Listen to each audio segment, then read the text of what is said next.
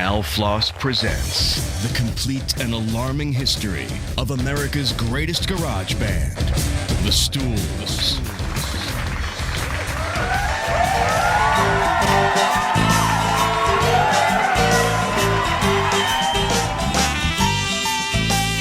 The Stools truly were America's greatest garage band, no question. Good morning, daylight. Come on and crack it down. Greatest? Maybe. You could say prodigious or encyclopedic. Good morning, flowers. It's a little early to refer to them in the past tense. They are America's greatest garage band, if not the world's. Well, good morning, Bowinkle Moose. Vast, maybe. Now, let the day begin. It's hard to think of a time before there was the Stools, you know? Listen, there's so many myths and urban legends about this band and about, rock in general. I'm hoping that this can kind of set the record straight. Let's take the myth of Led Zeppelin, the Groupie, and the Mud Shark. First of all, it wasn't Led Zeppelin, it was Vanilla Fudge. I personally know that they were opening that night. Second of all, it wasn't a groupie, it was a housekeeper. And third of all, it wasn't a mudfish at all, it was Antonio Moretti of the Stools. So I think they wear their cult band status with honor, like Biz, Billy Childish, Marky Smith, Leotard. There's nothing wrong with being a cult band. The Misfits, Ex-Japan, dare I say the Grateful Dead, they all seem to do okay. Monstrous in many ways, yeah, monstrous. The story of the Stools starts in the early 1950s, before there was even a band. American folklorist and ethnomusicologist Alan Lomax was collecting field recordings in the Deep South, unaware that Congress had cut off funding for the Library of Congress's folk song collection some 10 years earlier. Al Lomax was, of course, instrumental in cataloging much of the music that we now call Americana from the Deep South. Remember, it was 1952. Gas was 20 cents a gallon. Mr. Potato Head was being touted as the new educational toy, and the first issue of Mad Magazine hit the stands. So they say that Lomax was afraid to go into the dark parts of town. He had to make do with white singers and blues artists that were willing to come and record into his newfangled tape recorder. A Cordette Magnacord, by the by. One such artist was a young Elvin Anderson, who was lured into Lomax's hotel room with the promise of a ham sandwich and $5 for every song he could play on the guitar. That a young boy would go meet a grown man in a hotel room is unthinkable today. But back in the 50s, well, it was more innocent time. Anderson made 15 recordings that day, the most famous of which was his take on the traditional spiritual Plow Jones. Plow Jones, he's a joint. He plowed your wives when you went to work. Plow Jones. You can hear in Plow Jones that the legend must be true. The song literally dripped with the zeitgeist of the sharecropper's son in the Deep South. Stirring.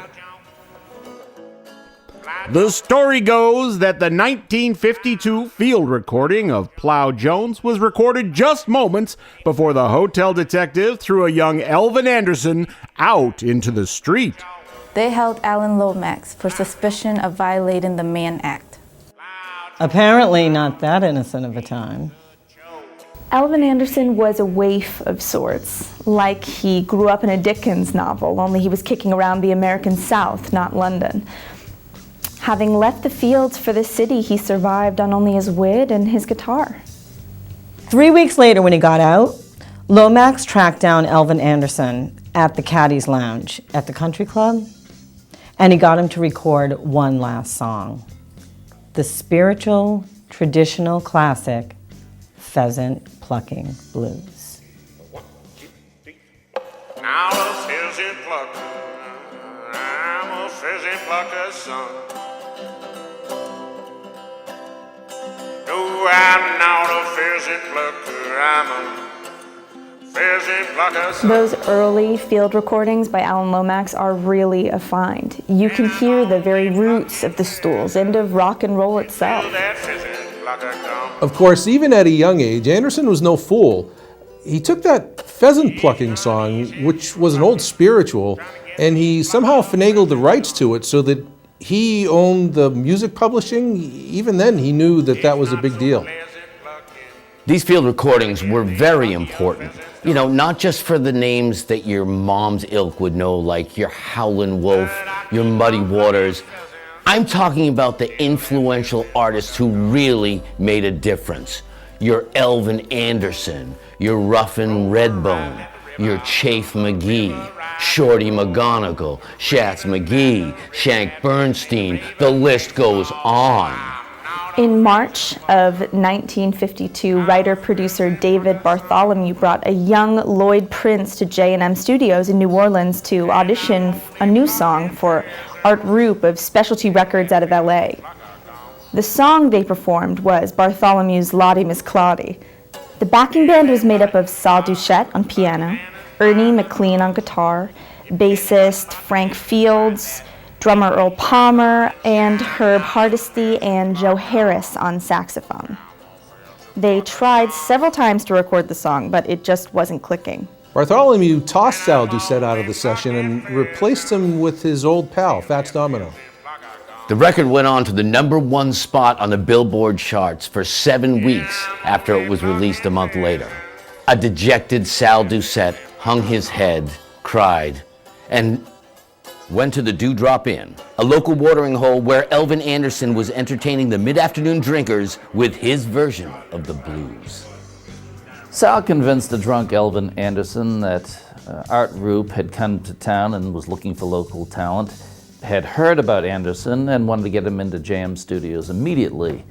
But a vengeful Doucette warned Anderson that David Bartholomew was jealous of Anderson's talent and was going to try and keep him out of the studio. The story goes, one thing led to another. Punches were thrown, shots were fired, flasks were broken open, and Elvin Anderson eventually did record one song at the L&M Studios that day. The mournful, "She's Out Drinking with My Friends."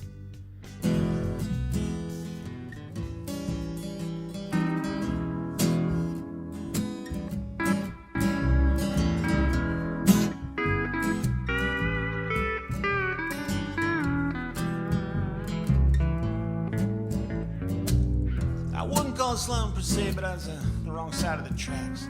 Just want to see how the governor was spending my sales tax. Well, I met this girl, well, by girl, I mean, she was backdated. That's just how I can cute, mute, and intoxicated. So I stood another round, and I turned on the charm. She said she lived outside of town, over to the truck farm. Well, we never made it back to her shack. In fact, she kind of moved in with me. Ever since that night, she's an occasional absentee. She comes so quickly, she got the band. I feel so quickly, cause I know how this ends. She's out drinking with my friends. Drinking with my friends. She's out drinking with my friends. Unfortunately, Art Roop snuck out of the building right before the song began, and Specialty Records would miss out on their opportunity to add Elvin Anderson to their staple of stars. Art Roop never would have known what to do with the Stools. Specialty Records? It was a mom and pop shop. Bumps Blackwell, early Sam Cooke, that sort of thing. Hell, Roop was actually paying his acts. Almost ruined everything for all of us. In March of 1953, a former Army sergeant of mixed race who had risen from poverty in communist Cuba finally came to power in that tiny country by way of coup d'etat. An elated United States sent aid in the form of foodstuffs, technology, and culture. One of those things sent to Cuba, under the banner of cultural exchange, was a young Elvin Anderson, who had been swept up as part of a secret U.S. program to rid our streets of panhandlers and buskers by forcibly sending them to the islands. Cuba repaid the favor in 1980 by emptying all their prisons and mental health facilities into Florida via the Mariel boat lift. From what I understand, Elvin Anderson only spent a small amount of time in Cuba, but he did quite a bit of studying up on voodoo, Santeria, zombieism, and you can hear quite a deal of that in his earlier music, his pre-Stools music, like Tripping Time. So give me a hug, baby. I ain't got kissing to do. If the zombies start chasing us, baby, I'm a tripping you. Baby, I'm a tripping you, baby, I'm a tripping you. I miss your show, but let's be clear, baby, I'm a tripping you.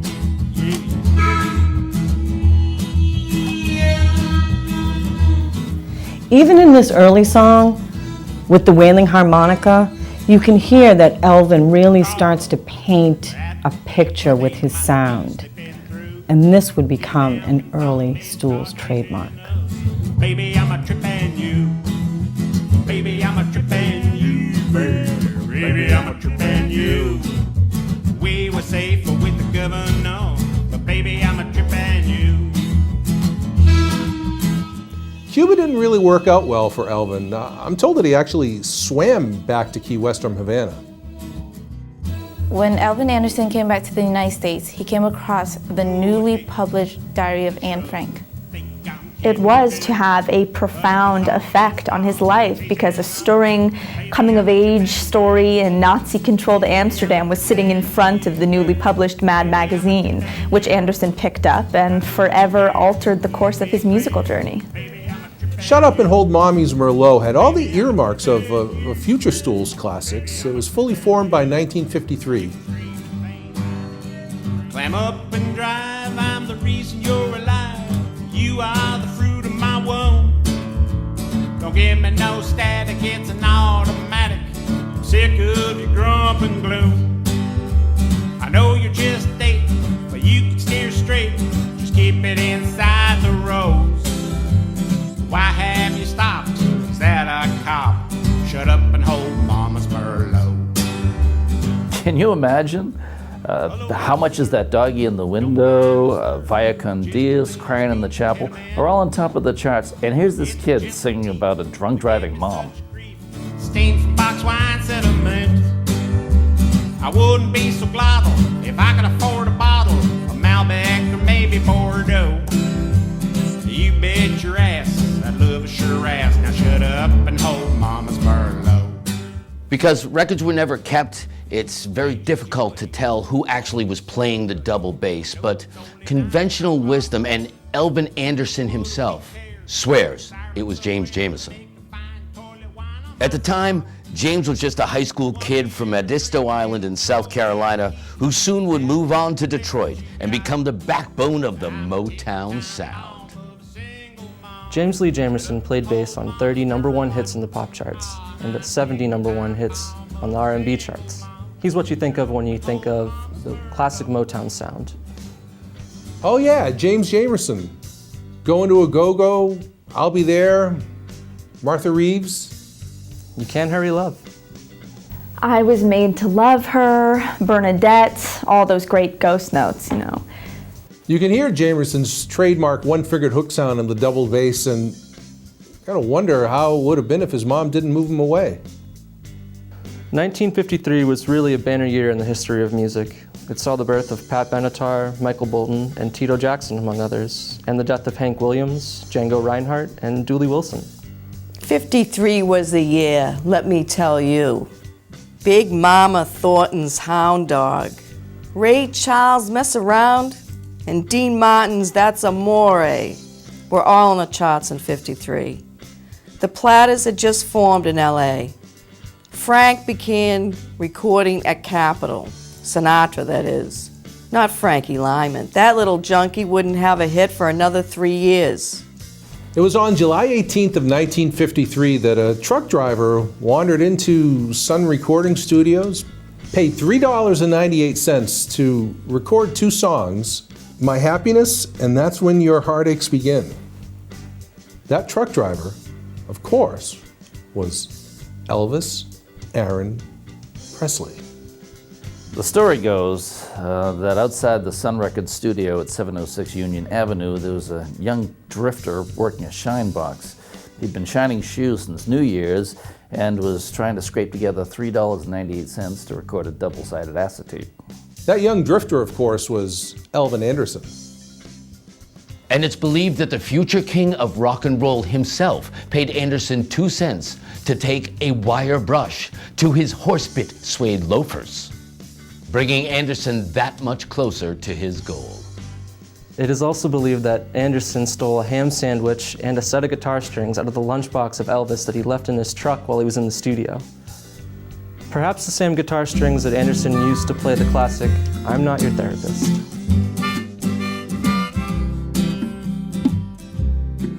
I'm sorry, what did you say? Don't matter anyway. I'm not your therapist. You need somewhere to cry. Try some other guy. I'm not your therapist. You can have a blast, talk about your... Remember, those were the days of Roll With Me, Annie. And anything went, lyrically. And by the end of the summer of 1953, Elvin Anderson had collected enough pennies, 398 of them, to be able to afford to record 2 songs at Sun Studios. Anderson claimed the songs were going to be a belated birthday gift for his mother. Howsoever, given the lyrical content of the songs, it seems highly unlikely. Perhaps more believable is the theory that Anderson was simply trying to attract the attention of Sun Records owner Sam Phillips. Unfortunately, the studio had already been booked by the Prisonaires, led by convicted rapist Johnny Bragg. They were a black quartet who had been given permission to leave their cells to record their single, Just Walking in the Rain, a song that would become a hit for Johnny Ray 3 years later. Not one to wait, Anderson took his $3.98 down the block to the smaller Chansey studios, and Sam Phillips would never get his chance at what would become the Stools. Well, about this time, Sam Phillips came across a song called Without You. It was a ballad sung by a young black man. But Sam Phillips couldn't track down who sang the song. So his secretary, Marion Kieska, suggested that he reach out to this polite white trash named Elvis. On his way into the studio, Elvis saw Anderson at his shine box with his guitar, this beautiful D'Angelical Excel, strapped to his back, and asked the boy if he knew how to play. I think Elvis was a little disappointed in his own guitar playing, so he dragged Anderson into the studio with him. The story goes that they tried 3 different nights to get a good take of Without You, Elvin and Elvis together, but it just never gelled. Later, Sam dumped Elvin, brought in Scotty Moore and Bill Black, and the rest is rock and roll history. On September 10th of 1953, the C.A. Swanson and Sons Company introduced their brand of TV frozen dinners. Now these were great. It was a Thanksgiving-style meal of turkey and cornbread dressing, frozen peas and sweet potatoes. Of course, desserts such as cobbler and brownies weren't introduced until 7 years later. Elvin Anderson was hesitant to purchase a TV dinner because he didn't own a TV. And then the clerk at the A&P explained to him that TV dinners were just named that because they resembled a TV, not that you had to sit in front of a TV to eat it. Then Elvin quickly became a fan and started eating at least one Swanson dinner every day. Several months later, when he realized that the frozen dinners were meant to be heated and not sucked on frozen, he began eating them for all 3 meals. It was around this time that Anderson began his lifelong obsession with songs about food.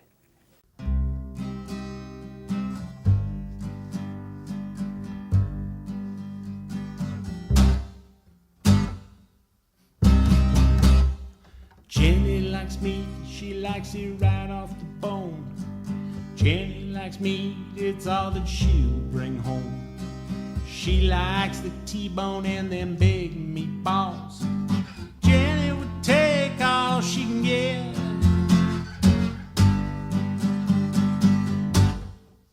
But she don't swallow.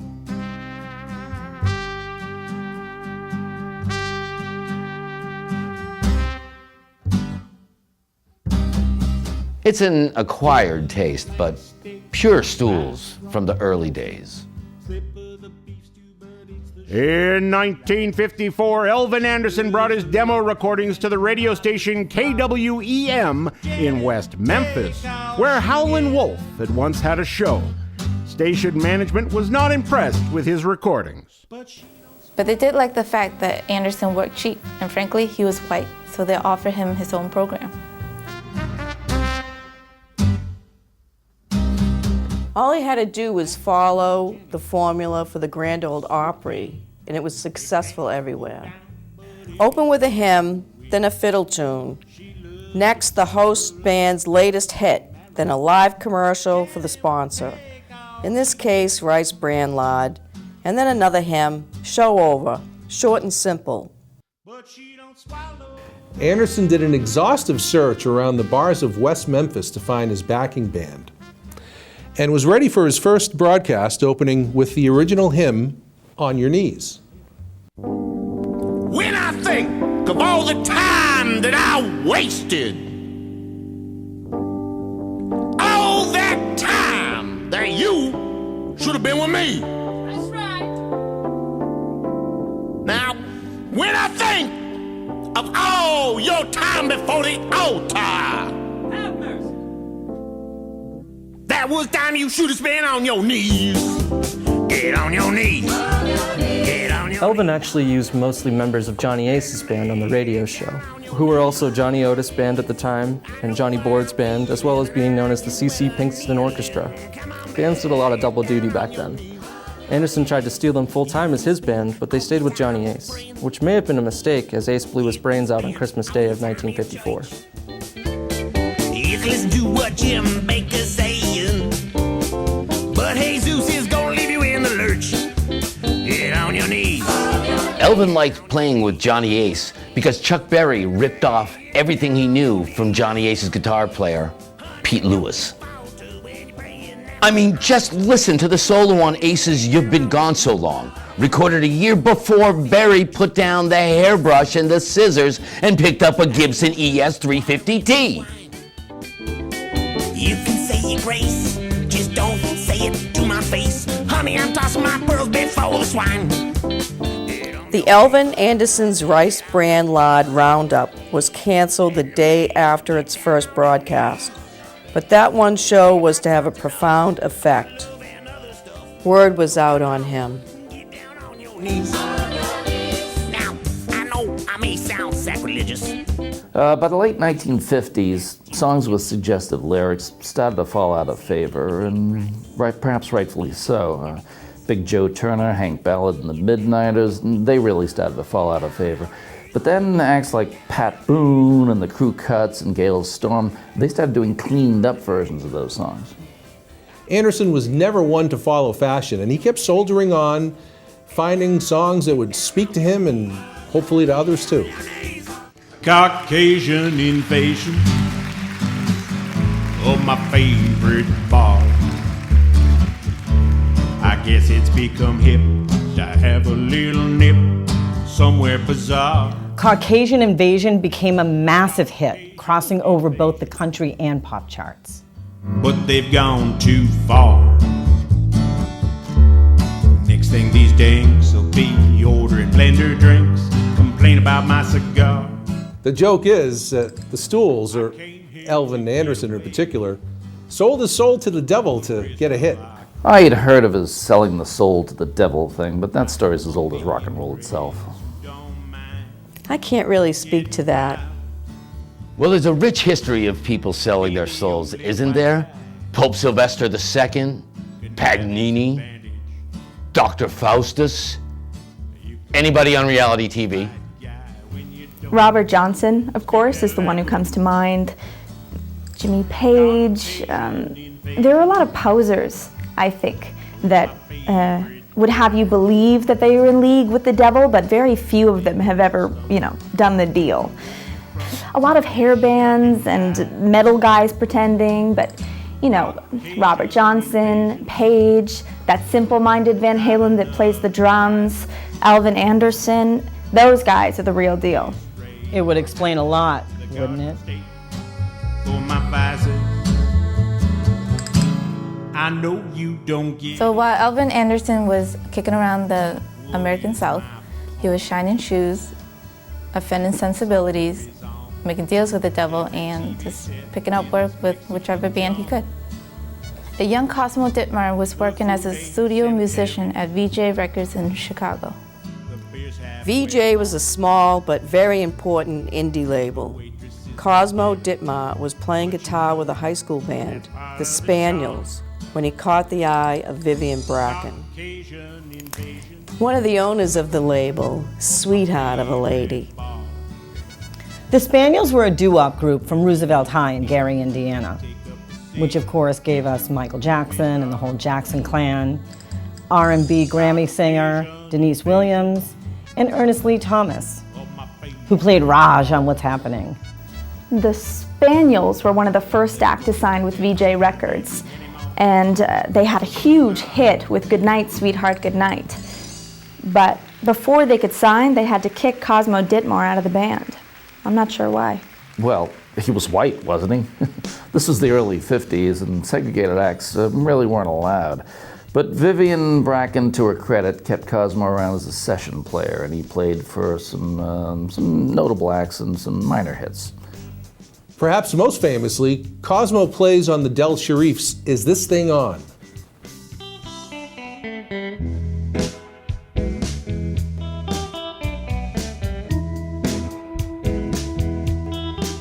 Before long, you had the great migration of the southern blues artists up to Chicago. Your Muddy Waters, your Howlin' Wolf, your Johnny Lee Hooker. Well, all these acts were hoping to catch on with the great black labels like VJ, Chess, Flash, Thunderbird, or eventually Motown. Although I think Thunderbird might have been just a fortified wine. I'll have to check my notes on that. Cosmo figured that if all these great blues guys were going north, it would leave a lot of room for a half-bright white kid with all his own teeth down south. So he boarded a bus for his date with destiny. At this point, bands like the Spaniels, the Crows, and the Chords were starting to have mainstream hits with this new style called doo-wop. It had been around since WW2, but it didn't really take off until about 1954.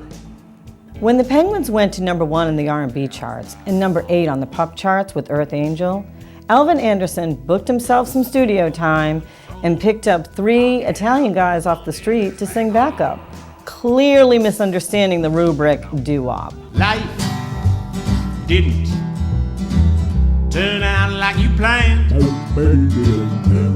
You're turning into your old man. You used to be independent free. Now you turn out just like he. Your son's one of those kids you can't stand. Not surprisingly, the song failed to chart as well. You're turning out. The third leg of the founding fathers of the Stools was Tony Moretti out of Pennsylvania. Antonio Moretti had no real aptitude for music, but he was winning his fair share of yodeling contests at state fairs and carnivals. And it was after one of these yodeling contests that Antonio was brought into the Big Tent to meet the hillbilly Shakespeare, Hank Williams. It was on that night, legend has it, that Antonio Moretti would be introduced to country music and wood grain alcohol, both of which would be a major influence on his life. So Moretti began a lifelong friendship with Williams, which, unfortunately for Williams, would be another 4 years. But then Williams began hanging around with another young man, a juvenile delinquent from Chester, PA, named Bill Haley, who would go on to pioneer rock and roll with his band, the Comets. The way I understand it, it was while drinking with Hank Williams and Antonio Moretti that a first draft of the song bad boy, good man, slipped out of Bill Haley's sport coat pocket, and it was snapped up by Moretti, who kept it to himself until years later when he had joined up with Elvin Anderson and Cosmo Ditmar, and the Stools were looking for a hit.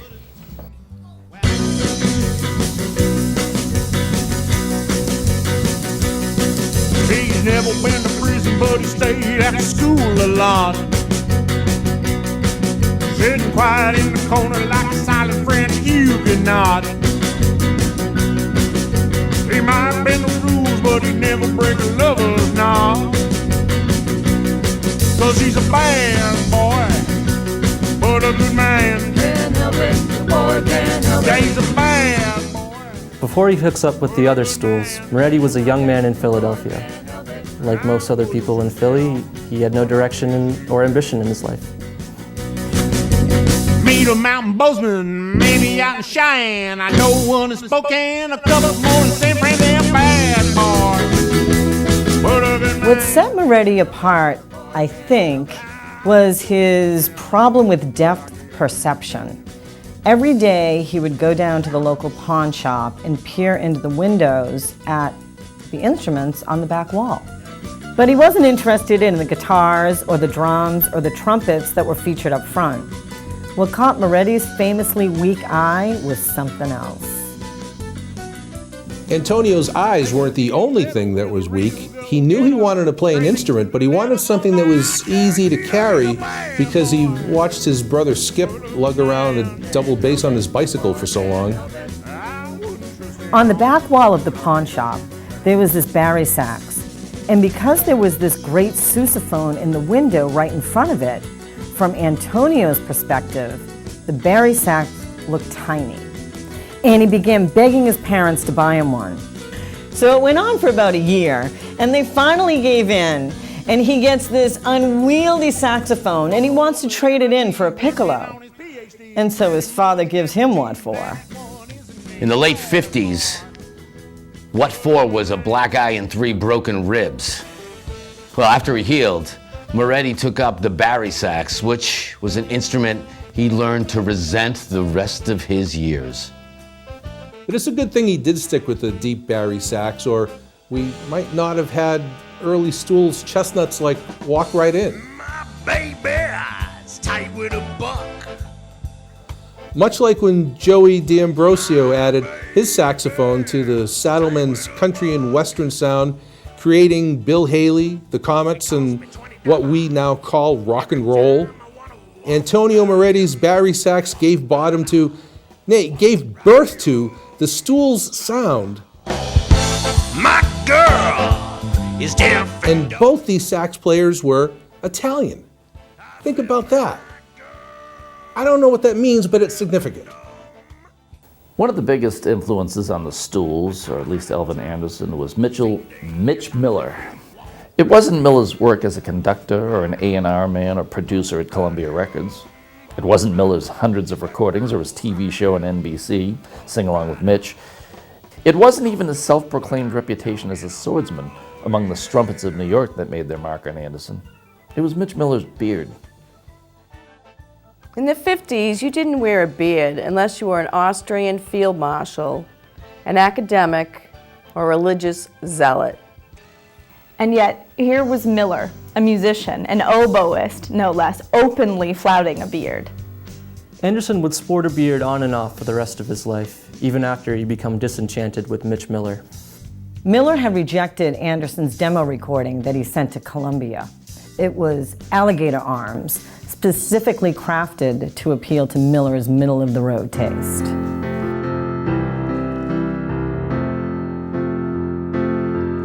Your crocodile tears are overflowing. The feudal banks of my reptile farm. Your head knows right where your feet are going. Out of reach of my heart's alligator arms. In the 50s, everyone wanted to be Dean Martin. Even Elvis wanted to be Dean Martin. Elvin Anderson wanted to be Dean Martin. And I told him that Alligator Arms was no good and that Mitch Miller would turn him down. And that's what happened. Mitch Miller and his hate for all things rock and roll reared its ugly head when he got Antonio Moretti tossed off of the film Senior Prom. He seemed to have some sort of grudge against the Stools. Yes, Miller was playing a pivotal role in one of those late 50s teen exploitation films that Columbia was making called Senior Prom, and Antonio had been cast in a small role of Carter Breed III. Miller had Antonio kicked off the film for no good reason at all and replaced by the actor Tom Laughlin. Tom Laughlin, who would later go on to play Billy Jack in the euphoniously named film franchise, and Moretti, and perhaps rightfully so, felt that the film would have been his, and he never forgot the slight, and he always blamed Mitch Miller. Now, it's my understanding that after he got rejected, that's when Elvin went down at the crossroads and made his deal with the devil. If you boil a dead cat, skin it, take its bones, throw it on down the river, all the bones go one way down the river, except one bone goes up against the law of physics. That's the bone you take to make your deal with the devil. I mean, you would think if someone had sold their souls to the devil, they would have become bigger stars than the Stools did. I mean, yeah, sure, they did meh, but you know, you figured there would have been something at the end of the road. Well, you can't trust the devil, can you? After all, he's the devil. Who knows what he might have promised Elvin for his soul, and if he kept that promise? The deal with the devil at the crossroads might be myth-making, but we do know that Elvin Anderson's life was changed at the crossroads. He was hit by an RC Cola truck, and he was hospitalized. As luck would have it, Cosmo Ditmar was in the same hospital at the same time, suffering from some illness. I don't know what it was. It was adult onset. Syphilitic insanity, I'm told. And Tony Moretti had just taken a job as a male nurse in the same ward. One thing led to another, and before you knew it, they were all having an informal jam session as Elvin and Cosmo recovered. Legend has it that Al Floss was visiting his wife in the hospital at the time, heard them jamming, and signed them to Dutchco Records immediately. It didn't happen as quickly as all that, but if that's the story you want, that's how it happened. While he was in the hospital, Elvin Anderson sold a song for $25 to fellow patient Don Graves, who in turn transferred to the U.S. Navy Hospital in Virginia, where he was roommates with Vincent Eugene Craddock. Elvin says he sold the song as a joke. It was just a reworking of an old Helen Humes song, Bee Baba Liba, set to Drifter's Money Honey. Graves, in turn, sold the song to Craddock and his manager, the local DJ, Sheriff Tex Davis, for $50. Vincent Eugene Craddock turned out to become Gene Vincent of Gene Vincent and the Blue Caps fame, and that song turned out to be Bebopalula. Elvin might have wanted to hold on to that song. At the time, 78s were the preferred album of the day, but 45s were starting to take off, so record labels were beating the bushes looking for artists that could cut good singles. Al Floss told them to crank out the songs and he'd make us all rich. They hit it out of the park with I'll Hold Your Beer. First song right out of the park.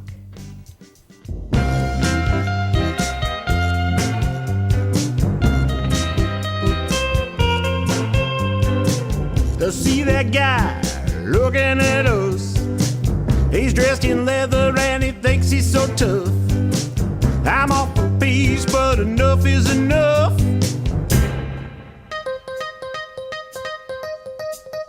Sitting there with 10 of his friends, greasers and chalks and odds and ends. I could take them all, but I guess it depends. As fighting time draws near, there's one thing I want to make clear. I'll hold your beer.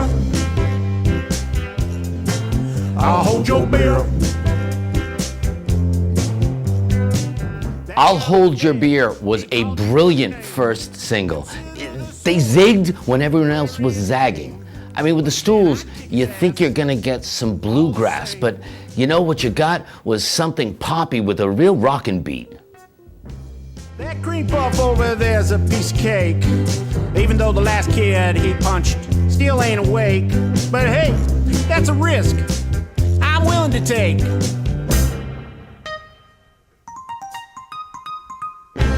As fighting time draws near, here's one thing I want to make clear.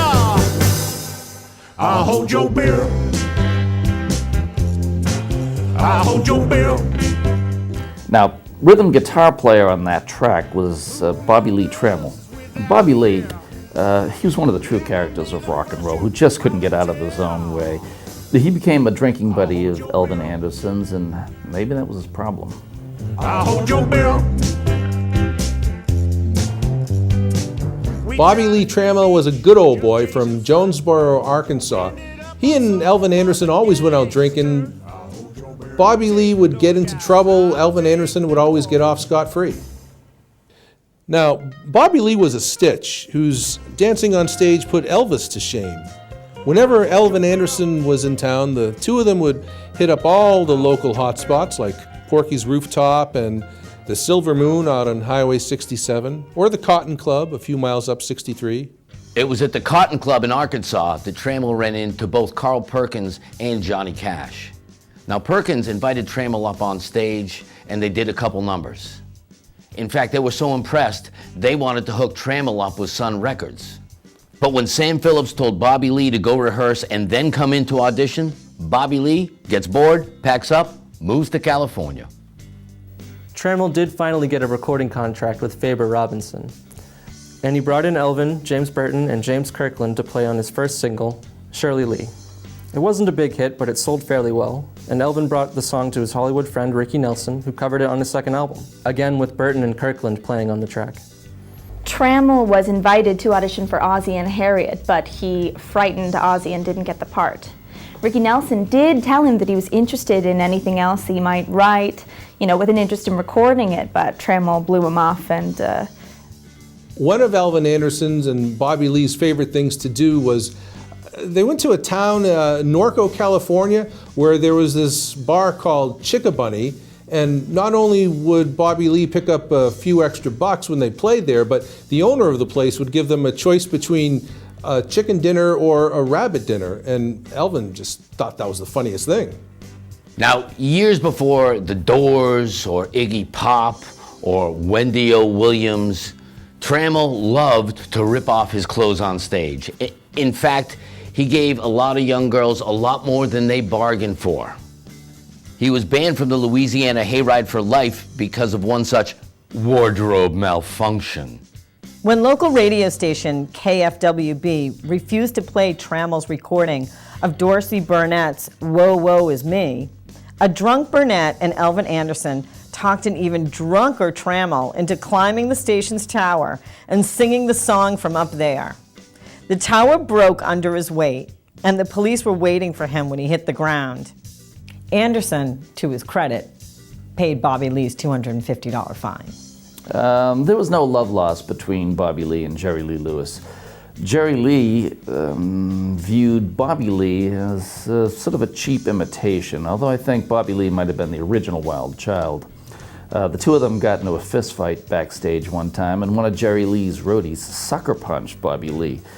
So later on, Bobby Lee and Elvin took a fire axe to Jerry Lee's piano right before he went on stage.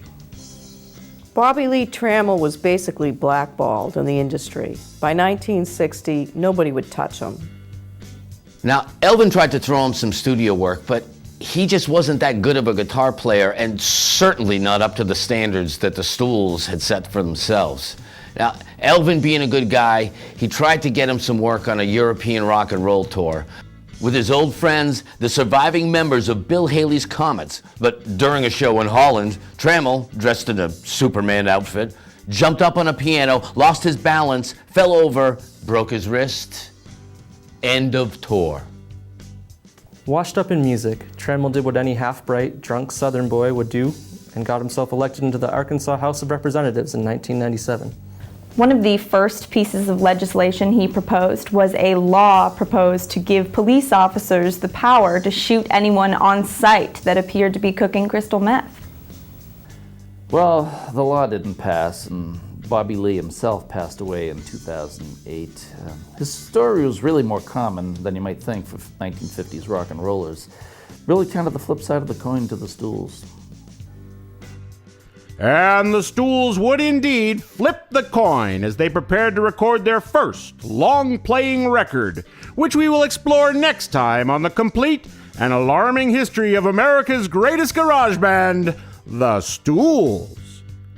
Join us then, won't you?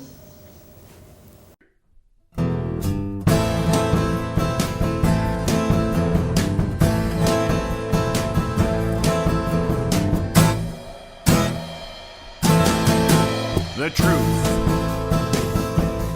is one option, an option I'd rather not use. If you don't mind, I'll just watch the news.